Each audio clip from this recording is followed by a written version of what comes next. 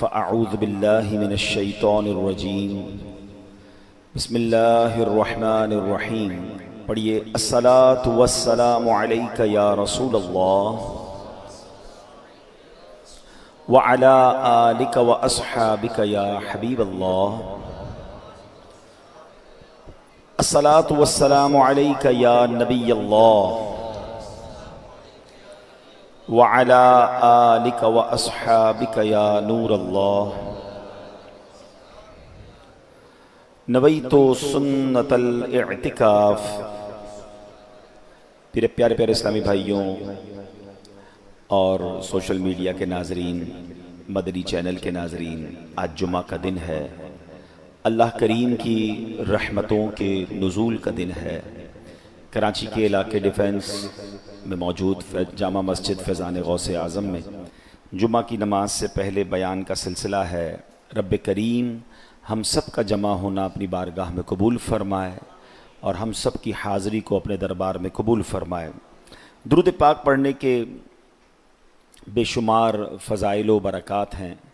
مصطفیٰ جان رحمت، شمع بزم ہدایت صلی اللہ تعالیٰ علیہ وسلم کا فرمان عالی شان ہے، جس کا مضمون ہے کہ جو کوئی شخص جمعہ کے دن مجھ پر 200 مرتبہ درود پاک پڑھے، اس کے 200 برس کے گناہ معاف کر دیے جاتے ہیں.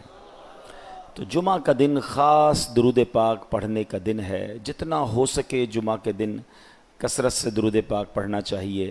ایک اور حدیث پاک میں نبی پاک فرماتے ہیں لا وضوء لمن لم یصلی علی النبی صلی اللہ علیہ وسلم. آقا فرماتے ہیں اس کا وضو نہیں جو نبی علیہ الصلوۃ والسلام پر درود نہ بھیجے. اچھا، اب وضو میں درود تو شرط نہیں ہے، تو اس کا کیا مطلب ہوا؟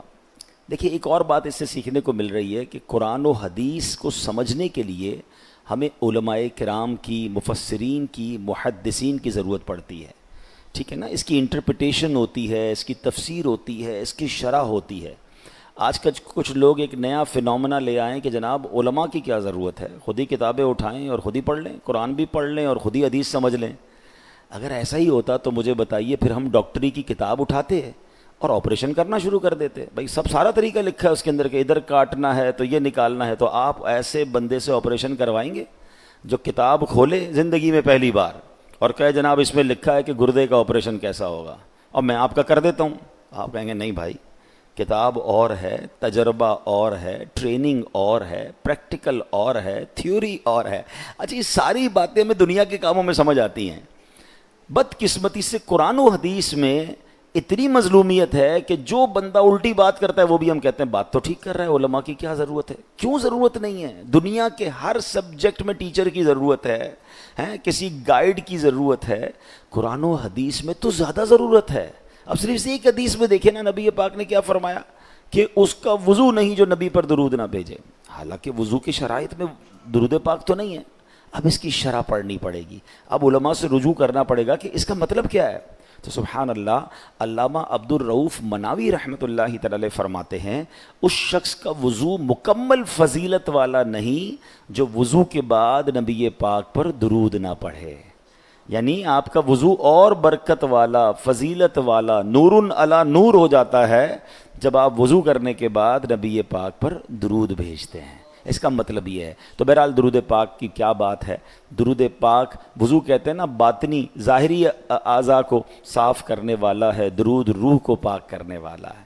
تو درود کثرت سے پڑھتے رہا کریں. شاعر لکھتے ہیں یہ وظیفہ ہے قوت مومن، یہ وظیفہ ہے قوت مومن، ہونے دے گا نہ خم درود و سلام، طاعتیں سب اسی سے ہیں مقبول، طاعتوں میں اتم درود و سلام، بلکہ یہ ہے متمم الاعمال، ہر عمل میں اہم درود و سلام. اللہ کرے کہ ہم درود پاک کی کثرت کرنے والے بن جائیں. محبت کے ساتھ باواز بلند درود پاک پڑھ لیں. صلو علی الحبیب صلی اللہ تعالی علی محمد صلی اللہ علیہ وسلم. الحمدللہ ہم جمعہ کے دن جو بیان کرتے ہیں اس میں ہماری ایک انٹینشن، ایک نیت شروع سے ہے اور ہم نے اپنا ایک ٹاپک رکھا ہے کہ ہم ہر جمعے کو قرآن مجید فرقان حمید سے برکتیں لیتے ہیں. ہمارا موضوع ہوتا ہے قرآن کی باتیں. کیونکہ قرآن مجید فرقان حمید میں بے شمار نصیحتیں ہیں، بے شمار ہمارے لیے رہنمائی کے پھول ہیں. تو جمعہ کے دن ہم کچھ آیتوں کو سلیکٹ کرتے ہیں اور اس کے تحت پھر ہم کچھ سیکھنے اور سمجھنے کی کوشش کرتے ہیں. آج سے 2 جمعہ پہلے غالباً ہم نے حضرت موسیٰ علیہ الصلوۃ والسلام کی قوم کے جو بنی اسرائیل کے معاملات تھے اور اس پر کس طرح انہوں نے حضرت موسیٰ کی نافرمانی کی، اللہ کی نافرمانی کی اور بچڑے کی پوجا کرنے لگ گئے تھے. ہم نے وہ والا واقعہ پورا ڈسکس کیا تھا اور توحید اور ایمان کی اہمیت پر بات کی تھی. آج ایک اور معاملہ ہم حضرت موسیٰ علیہ السلام کی قوم کے حوالے سے، پارہ نمبر 1 ہے، سورہ بقرہ ہے اور آیت نمبر 55 اور 56، 2 آیتوں کی تلاوت کریں گے اور اس کے تحت انشاءاللہ بڑے شاندار بڑے اہم مدنی پھول ہم سیکھیں گے. اللہ کریم قرآن مجید میں ارشاد فرماتا ہے وَإِذْ قُلْتُمْ يَا مُوسَىٰ لَن نُؤْمِنَ لَكَ حَتَّىٰ نَرَى اللَّهَ جَهْرَةً فَأَخَذَتْكُمُ الصَّاعِقَةُ وَأَنْتُمْ تَنظُرُونَ ثُمَّ بَعَثْنَاكُم مِّن بَعْدِ مَوْتِكُمْ لَعَلَّكُمْ تَشْكُرُونَ. اس 2 آیتوں کا جو ٹرانسلیشن ہے، ترجمہ کیا بنتا ہے؟ آسان ترجمہ قرآن کنز العرفان. اور یاد کرو جب تم نے کہا اے موسیٰ ہم ہرگز تمہارا یقین نہ کریں گے جب تک اعلانیہ خدا کو نہ دیکھ لیں، تو تمہارے دیکھتے ہی دیکھتے تمہیں کڑک نے پکڑ لیا، پھر تمہاری موت کے بعد ہم نے تمہیں زندہ کیا تاکہ تم شکر ادا کرو. اب یہ واقعہ کیا ہے؟ یاد رہے کہ حضرت موسیٰ علیہ السلام نے جب کوہ طور پر آپ تورات شریف لینے گئے تھے تو پیچھے بنی اسرائیل نے بچھڑے کی پوجا شروع کر دی تھی. اس واقعے کو تفصیل سے ہم نے 2 جمعہ قبل سنا تھا. بہرحال جب انہوں نے پوجا شروع کی، واپس تشریف لائے، انہیں توبہ کروائی. جرم تو سخت تھا، توبہ کا تقاضا پورا کرنے کے لیے بنی اسرائیل کے 70,000 افراد قتل کیے گئے. یہ بھی یاد رہے کہ پچھلے زمانے میں توبہ قبول کرنے کے تقاضے بھی اور ہوتے تھے. ہم تو آج سچے دل سے توبہ کر لیں پچھلے گناہ معاف ہو جاتے ہیں نا. پہلے زمانے میں توبہ کے الگ الگ تقاضے تھے، قتل کیے جاتے تھے، لوگوں کو جانیں دینی پڑتی تھی. ہمارے لیے اللہ نے بڑی آسانیاں کی ہیں. بہرحال اب اس کے بعد حضرت موسیٰ علیہ السلام سے رب نے فرمایا 70 افراد سلیکٹ کیجئے اور ان 70 کو لے کر آپ کوہ طور پر آئیں اور وہ 70 اللہ کی بارگاہ میں بھی توبہ کریں، معذرت پیش کریں جو یہ واقعہ ہوا. اب آپ نے ان 70 افراد کو سلیکٹ کیا جنہوں نے بچڑے کی پوجا نہیں کی تھی.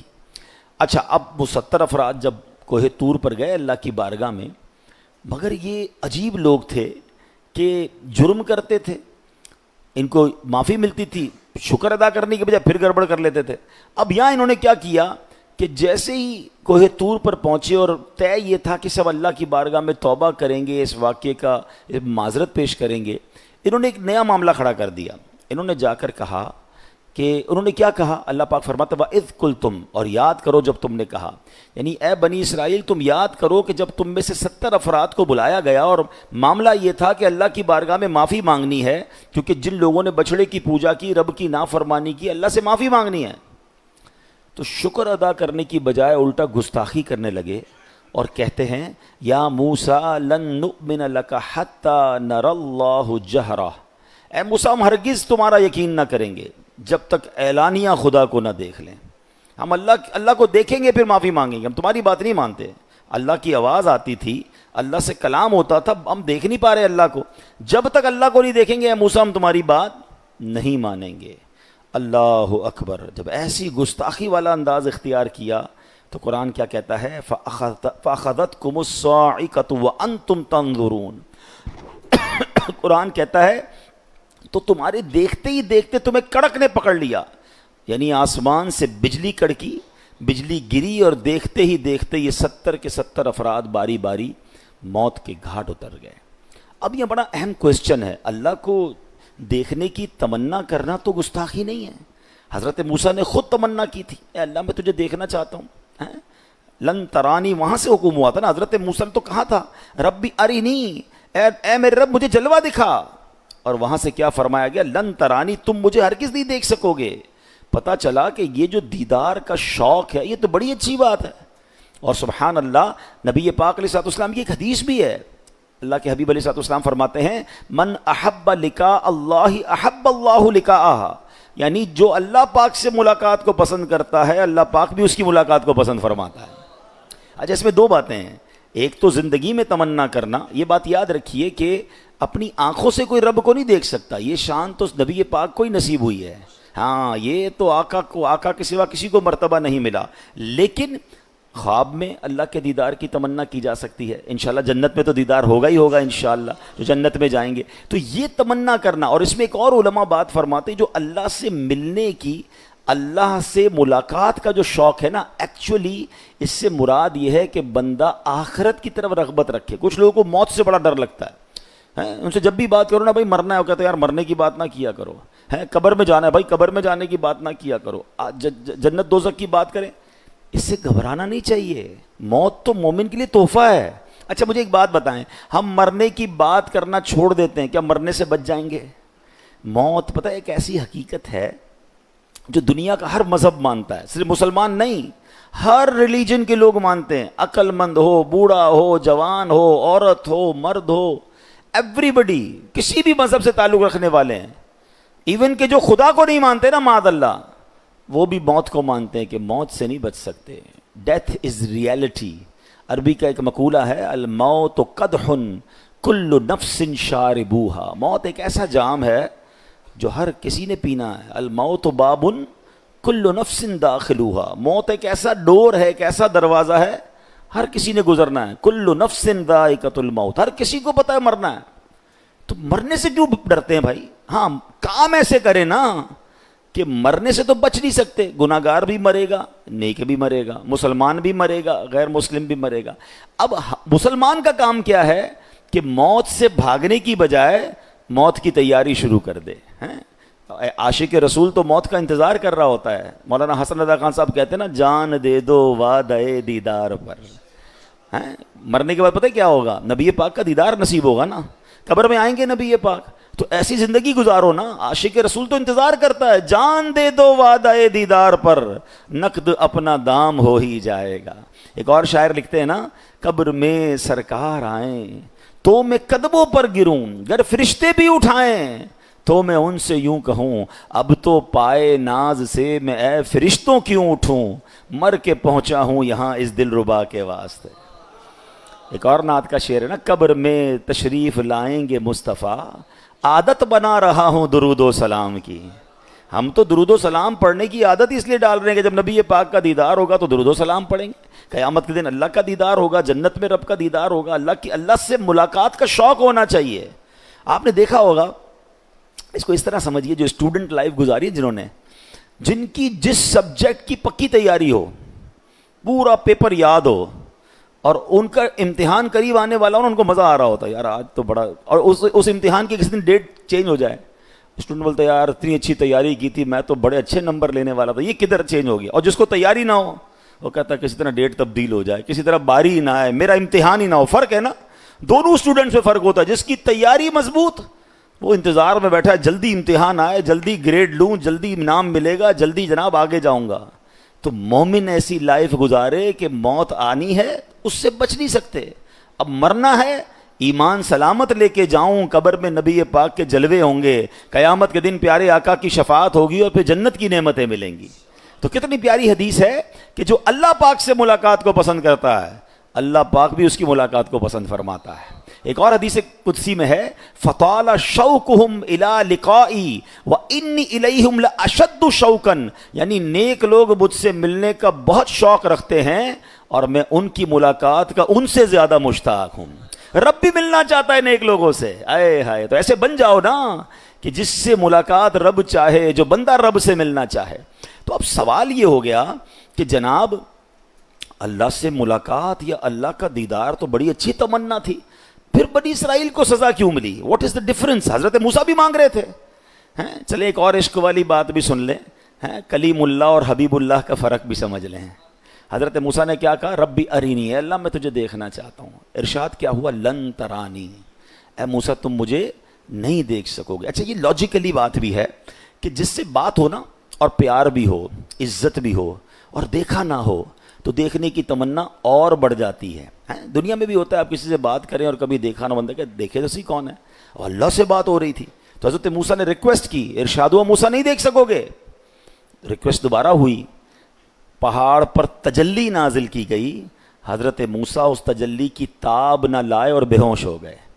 کلیم اللہ ہیں, دیدار نہ کر سکے. سمجھیے گا بات کو. اور تجلی کی جو تجلی تھی, اس کا جو بھی جلال کہیں, ہیبت کہیں, آپ انکانشیس ہو گئے, بے ہوش ہو گئے. یہ کون ہے؟ کلیم اللہ. حضرت موسیٰ وہ ہیں قرآن میں سب سے زیادہ جن کا ذکر آیا ہے. جس نبی کا سب سے زیادہ قرآن میں ذکر ہے نا, وہ حضرت موسیٰ ہیں. اتنا بڑا مرتبہ ہے. مگر آؤ اب حبیب اللہ کی بات کرتے ہیں. یہاں ریکویسٹ ہے, وہاں نبی پاک 27 رجب المرجب ہے, اور ام ہانی رضی اللہ تعالی عنہا کے گھر مکہ پاک میں آرام کر رہے ہیں, اور جبریل امین کو بھیجا جاتا ہے کہ جاؤ میرے محبوب کو میرے پاس لے آؤ. وہاں ریکویسٹ ہے, یہاں بلایا جا رہا ہے. وہاں دیکھ نہ سکے, اور وہاں رب نے اپنے پاس بلا کر نہ صرف دیدار کروایا بلکہ نہ جانے کتنا کچھ عطا فرمایا. اب فرق دیکھیے, ہم صلاۃ والسلام میں شعر پڑھتے ہیں نا, قصہ طور و معراج سمجھے کوئی. ڈفرنس کیا ہے؟ قصہ طور و معراج سمجھے کوئی, فرق مطلوب و طالب کا دیکھے کوئی. کوئی بے ہوش جلووں میں گم ہے کوئی. حضرت موسیٰ تو بے ہوش ہو گئے تھے نا. کوئی بے ہوش جلووں میں گم ہے کوئی, کس کو دیکھا یہ موسیٰ سے پوچھے کوئی, آنکھ والوں کی ہمت پہ لاکھوں سلام. یہ فرق ہے کلیم اللہ اور حبیب اللہ میں. لیکن دوبارہ اسی بات پر آتے ہیں کہ جناب ایک طرف تو انبیاء تمنا کر رہے ہیں دیدار کی, اور اللہ اپنے حبیب کو دیدار بھی کرا رہا ہے. بنی اسرائیل نے بھی تو ریکویسٹ ہی کی تھی, مگر یہ ریکویسٹ ادب والی نہیں تھی, یہ ریکویسٹ گستاخی والی تھی. ایک ٹرائل تھا, ایک اللہ کے نبی پر اعتماد نہ کرنا تھا. ہم تمہاری بات نہیں مانیں گے. کیا کہا تھا انہوں نے؟ قرآن کی آیت کیا ہے؟ وہ کہتے ہیں کہ اے موسیٰ, وَإِذْ قُلْتُمْ يَا مُوسَىٰ لَن نُؤْمِنَ لَكَ حَتَّىٰ نَرَى اللَّهَ جَهْرَةً. کہتے ہیں اے موسیٰ, ہم جب تک تمہاری بات کا یقین نہیں کریں گے, ہم ہرگز تمہاری بات کا یقین نہیں کریں گے جب تک اعلانیہ خدا کو نہ دیکھ لیں. یعنی اللہ کے نبی کو اعتماد نہیں ہے, اللہ کے نبی پر بھروسہ نہیں کیا. اس کی وجہ سے وہ 70 کے 70 لوگ مارے گئے. وہ پھر الگ بات ہے کہ حضرت موسیٰ نے دعا کی کہ اللہ اگر یہ مارے گئے تو میں لوگوں کو کیا جواب دوں گا, یہ تیری بارگاہ میں آئے تھے. اللہ نے ان کی ریکویسٹ قبول کی, انہیں پھر زندہ فرما دیا. اور وہ زندہ کرنے کی جو بات تھی, وہاں بھی قرآن کہتا ہے ثم بعثناکم من بعد موتکم لعلکم تشکرون. پھر تمہاری موت کے بعد ہم نے تمہیں زندہ کیا تاکہ تم شکر ادا کرو. مردے بھی زندہ اس لیے کیا کہ شکر ادا کرنا ہے. اچھا, یہ ایک اور بات بھی سمجھ لیجئے کہ اللہ کے جو مقرب بندے ہوتے ہیں نا, ان کی دعاؤں کی برکت ایسی ہوتی ہے کہ مردے بھی زندہ ہو جاتے ہیں. قرآن کے اس واقعے سے یہ بھی سیکھنے کو ملا نا, ان کو تو موت آ چکی تھی. حضرت موسیٰ کی ریکویسٹ پر, آپ کی دعا پر اللہ نے پھر انہیں زندہ کر دیا. تو اللہ والے چاہیں تو ان کی شان ہی نرالی ہوتی ہے. جب کلیم اللہ کی دعا میں یہ اثر ہے تو حبیب اللہ کی دعا کا عالم کیا ہوگا.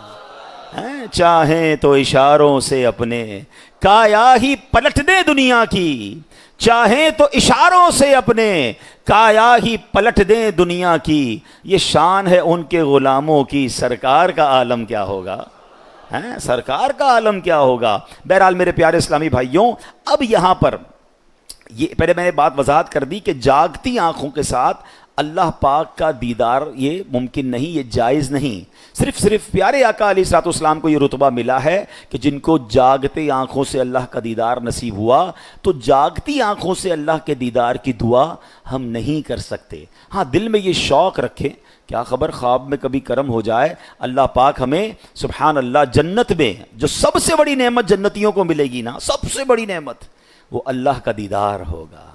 ہاں, اللہ نیکوکاروں کو اپنا دیدار عطا فرمائے گا. سیدی اعلیٰ حضرت بڑی پیاری ایک دعا کرتے ہیں. آئیے, جمعے کا دن ہے, قبولیت کی گھڑیاں ہیں, ہم مل کے اس دعا میں شامل ہو جاتے ہیں. بڑا پیارا شعر ہے. گدا بھی منتظر ہے خلد میں نیکوں کی دعوت کا. ایک دعوت ہوگی جنت میں, نیکوکاروں کی ایک ایسی دعوت ہوگی کہ ان کے لیے دسترخوان لگائے جائیں گے, جو چاہے انہیں کھلایا جائے گا, اور سب سے بڑا تحفہ کیا دیا جائے گا, اللہ اپنا دیدار کرائے گا. اللہ ہمیں بھی ہم کہتے ہیں نا یار وہ والی دعوت کا کارڈ مل جائے, یار وہ بہت بڑا ایونٹ ہو رہا ہے اس کا کارڈ مل جائے. دنیا والے ادھر تمنا کرتے ہیں, ارے تمنا کرو جو جنت میں دسترخوان بچھے, اللہ اس دعوت میں ہمیں موقع عطا فرما. گدا بھی منتظر ہے خلد میں نیکوں کی دعوت کا، خدا دن خیر سے لائے، سخی کے گھر ضیافت کا، خدا دن خیر سے لائے، سخی کے گھر۔ نبی پاک کے غلاموں کی جب نبی پاک دعوت فرمائے تو اللہ ہمیں اس دعوت میں شامل ہونے کی توفیق عطا فرمائے۔ اچھا، اب یہاں پر میرے پیارے اسلامی بھائیوں، اب ہم نے سمجھنا یہ ہے کہ نبی پر اعتماد کرنا یہ ایمان کی جان ہے۔ جنہوں نے اعتماد نہیں کیا وہ برباد ہوئے۔ اب ہم مسلمان ہیں اور ہمارے نبی اللہ کے آخری نبی اور سب سے افضل نبی ہیں، امام الانبیاء ہیں صلی اللہ تعالیٰ علیہ وسلم۔ تو اب نبی پاک پر ایمان کیسا ہونا چاہیے، ان کی باتوں پر یقین کیسا ہونا چاہیے، اعتماد کیسا ہونا چاہیے، بلیف کیسا ہونا چاہیے، یہ اب سمجھ لیجئے کہ سچا پکا مسلمان وہ ہوتا ہے جو اللہ اور رسول کے فرمان کے مقابلے میں اپنے دل، دماغ، آنکھ، کان وغیرہ کی نہیں سنتا، بلکہ جو کچھ فرما دیا جائے اس کو دل کی گہرائی سے چپ چاپ حق سمجھ کر مان لیتا ہے۔ یہ اعتماد ہے، یعنی نبی کے فرمان پر پکا یقین، یہ ایمان کی جان ہے۔ جو اللہ اور اس کے رسول کے ارشادات پر بن دیکھے ایمان لاتے ہیں، قرآن میں رب ان کی تعریف ارشاد فرماتا ہے۔ بڑی اہم بات کرنے جا رہا ہوں، یہ آج کے سینیریو میں بہت ضروری ہے سمجھنا۔ ینگسٹر زیادہ سمجھیے، میرے اس ویڈیو کو بھی شیئر کیجئے گا، جو لائیو مجھے دیکھ رہے ہیں وہ بھی غور سے سمجھیے۔ قرآن کیا کہتا ہے؟ الذین یؤمنون بالغیب، وہ لوگ جو بغیر دیکھے ایمان لاتے ہیں۔ ٹھیک ہے، اس آیت کے تحت مشہور مفسر قرآن مفتی احمد یار خان نعیمی فرماتے ہیں اللہ اور رسول پر اعتماد ہونا ایمان کی حقیقت ہے۔ چیز کو دیکھ کر یا سن کر تو ہر کوئی مان لیتا ہے، جو چیز غیب میں ہو، عقل میں نہ آئے، اس کو صرف اس لیے مان لینا کہ یہ اللہ اور اس کے رسول کا فرمان ہے، یہ اس بات کی دلیل ہے کہ اس کے دل میں اطاعت ہے۔ اب مزید فرماتے سچ پوچھو تو ایمان کی جان تو یہ ہے کہ نبی پاک کی خبر پر اپنے حواس یعنی آنکھ، کان، عقل، دماغ سے زیادہ اعتماد ہو۔ یعنی میں اور آپ دیکھ رہے ہیں کہ ابھی دن ہے، اور اگر نبی پاک فرما دے نا رات ہے، تو ہمیں کہنا ہے میری آنکھ جھوٹی ہے، میرے آقا سچ فرما رہے ہیں۔ یہ ایمان ہے نا۔ اچھا، ایک بڑی لاجیکلی بات ہے، آج کل لوگ اپنی عقل اور ہوشیاری سے دین کے احکام کو ریلیٹ کر رہے ہیں، لاجک ڈھونڈ رہے ہیں اور جناب اس پر بحث کر رہے ہیں۔ مجھے ایک بات بتائیں، آپ اگر مسلمان ہیں، الحمدللہ ہم مسلمان ہیں، ہم میں سے کس نے اللہ کو دیکھا ہے؟ نہیں دیکھا۔ ہم مانتے ہیں اللہ ایک ہے۔ کس نے نبی پاک سے ملاقات کی ہے؟ ہم نے ملاقات نہیں کی، ہم کہتے ہیں اللہ کے نبی ہیں، آخری نبی ہیں، یہ بھی مانتے ہیں۔ ہم میں سے کسی نے بھی جبریل امین کو قرآن لاتے ہوئے نہیں دیکھا، ہم کہتے ہیں ہاں جبریل امین ایک فرشتے بھی ہیں، فرشتوں کے سردار بھی ہیں، ایمان ہے نا۔ اچھا، پھر قرآن اللہ کی کتاب ہے، ہم نے اترتے نہیں دیکھی، ہم مان رہے ہیں۔ ہم نے قیامت دیکھی نہیں، ہمارا ایمان ہے۔ ہم نے جنت دیکھی نہیں، ہمارا ایمان ہے۔ جب اتنی بن دیکھی چیزوں پر ایمان لے آئے، اب اسلام کے معاملات پہ کوسچن کس بات کا؟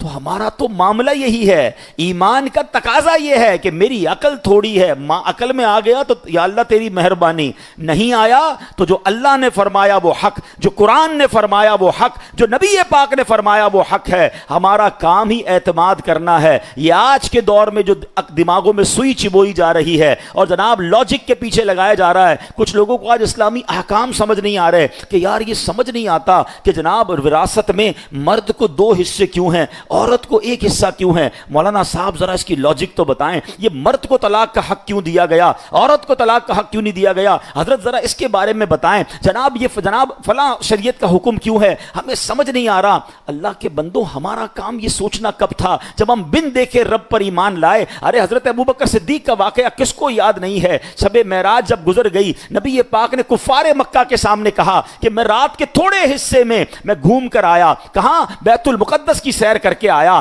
میں جنت کی سیر کر کے آیا۔ کفار مکہ چھلانگیں مارنے لگے کہ یہ کیسے پاسبل ہے۔ ابو جہل کہتا ہے آج موقع ہے ابو بکر صدیق کو بہکانے کا۔ سیدنا ابو بکر صدیق کے دروازے پر گئے، دستک دیتے ہیں، اے ابو بکر۔ حضرت ابو بکر زمانے کے سردار تھے، بڑے عقل مند تھے، بڑے بزنس مین تھے، اس زمانے کے ملینر تھے۔ آپ سے سے کہا اے ابو بکر جانتے ہو تمہارے نبی کیا کہتے ہیں؟ کہا کیا کہتے ہیں؟ کہتے رات کے تھوڑے حصے میں بیت المقدس ہو کر آئے ہیں، آسمانوں کی سیر کر کے آئے ہیں۔ یہ لاجیکلی پاسبل نہیں تھا۔ کیوں پاسبل نہیں تھا؟ کہ کوئی فیضان غوث پاک میں عشاء کی نماز پڑھے اور فجر کی نماز میں آ کر امام صاحب سے آ کر کہے کہ میں رات امریکہ ہو کر آیا ہوں، تو امام صاحب کہیں جہاز میں بھی جاؤ تو اتنی جلدی واپس نہیں آتے۔ لاجیکل پاسبل نہیں ہے۔ نبی پاک بیت المقدس کی بھی بات کر رہے ہیں، جنت کی بھی بات کر رہے ہیں، آسمانوں کی سیر کی بات بھی کر رہے ہیں۔ صدیق اکبر نے کیا کہا؟ کہتے ہیں کیا واقعی میرے آقا کہتے ہیں؟